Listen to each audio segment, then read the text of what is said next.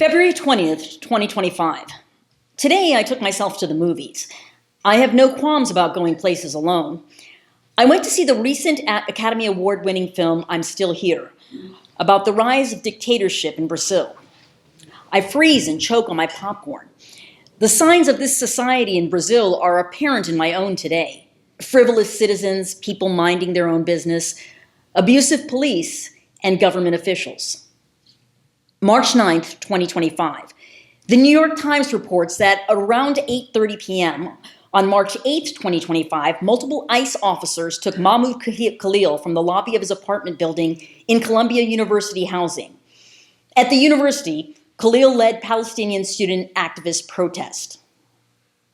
Despite his permanent resident green card status, the Department of Homeland Security arrested Khalil for, quote, being in support of President Trump's executive orders prohibiting anti-Semitism. I read this article and immediately navigate to the ACLU website to see if I can do something, anything. Of course, the ACLU is on it. They have petitions set up for me to sign and social share graphics. I do both, posting my outrage about Khalil's arrest to my Instagram. March 6, 2027.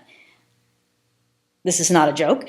I am writing from my cell at a detention center in Southern California. Which detention center, I don't know. I was arrested from my home, a meager studio apartment in Burbank, and detained for reasons I'm still trying to piece together. My cell is cold and gray with a hint of light shining through what appears to be a basement window. I'm given 3 meals a day. I have a mattress with bedding. I am alone.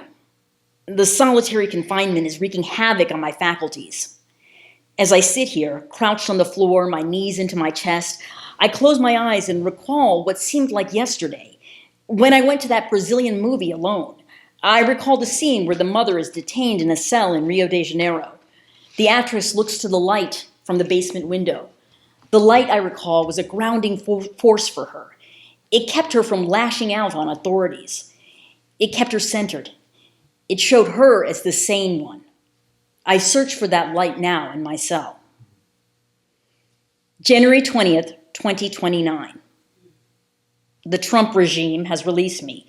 Apparently, since the Donald is so fond of executive orders, today he's ordered the release of U.S. citizens detained during his previous administration for whom no apparent charges have been enacted. I am one of those citizens. There is no inauguration today. Instead, the regime has declared it will be in power indefinitely. I sob. Not tears of joy or freedom, but tears of connection. I long for community, to find my people. I understand that it will not be as easy as posting on social media now or finding weekend phone calling or letter writing campaigns. The activists I once knew have likely gone underground. Upon release, I call my closest friends to retrieve me from the LA County prison. February 14th, 2029, Valentine's Day. Americans storm department stores for gifts for their sweethearts. We thrive on sugar and candy to suppress our feelings of disillusionment, of abandonment by our government, of loss of control.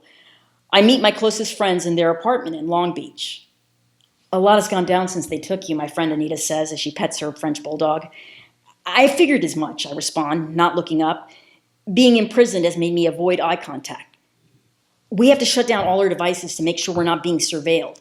Anita works her way through her apartment. She unhooks all the electronic devices and turns off her phone. I follow and do the same with mine. I can see that. Where do we go from here? Anita says, we've been researching. You know, this is common in U.S. history.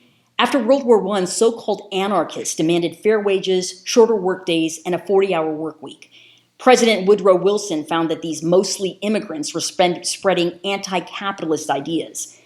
Under Wilson, his Attorney General, A. Michael Palmer, used the DOJ to conduct raids. Arrested suspects were dragged out of their homes, interrogated for hours. Sounds familiar, I say, wincing, keeping my eyes averted.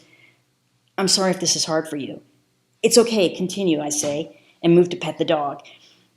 Apparently, that's how the FBI came into being, with none other than J. Edgar Hoover as its leader. And he ordered countless arrests without warrants. Anita continues. Okay, so an authoritarian state is rooted in this country's history. I get that, but what do we do now? We, Eddie and I, Anita gestures to her husband Eddie, who nods in agreement, have been documenting all of it, and we're taking this to the United Nations. We want the International Criminal Court to bring up cases of crimes against humanity against the Trump regime, and we want you to testify. March 30th, 2029. The New York Times reports today that several citizens testified in front of the International Criminal Court against Donald J. Trump for crimes against humanity as the now dictator of the United States of America.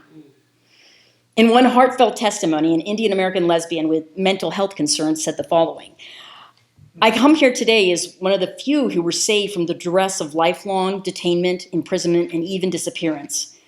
I come here today because I opened up my U.S. passport, which I was given after being released from detainment, and I noted the quotation on its back cover. The cause of freedom is not the cause of a race or a sect or a party or a class. It is the cause of humankind, the very birthright of humankind. Anna Julia Cooper. Cooper was a black woman who lived in the South of the United States in the late 19th century. She believed that discrimination could be eliminated through education and activism.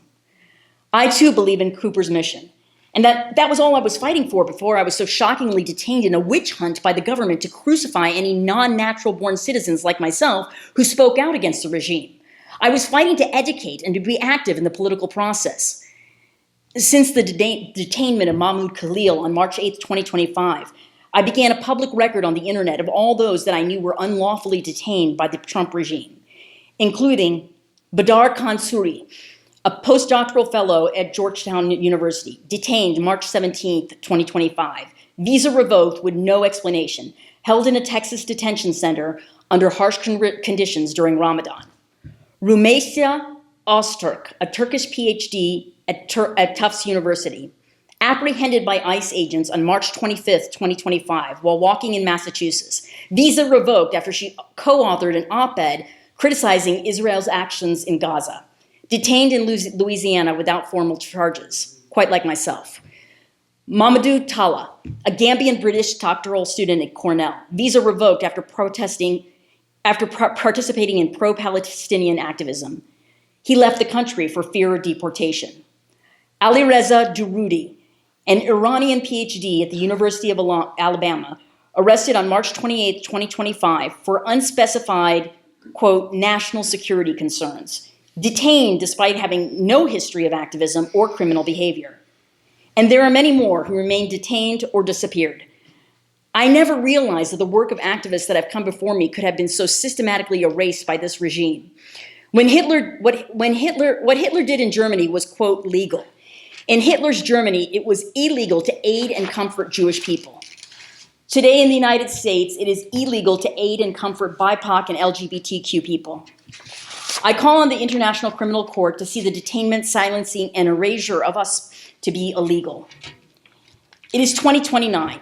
As Dr. Martin Luther King Jr. quoted in his letter from a Birmingham jail, as he quoted in a letter from a Birmingham jail, St. Augustine, he said, "An unjust law is no law at all." Thus, the people of the United States are living under a regime with no laws at all.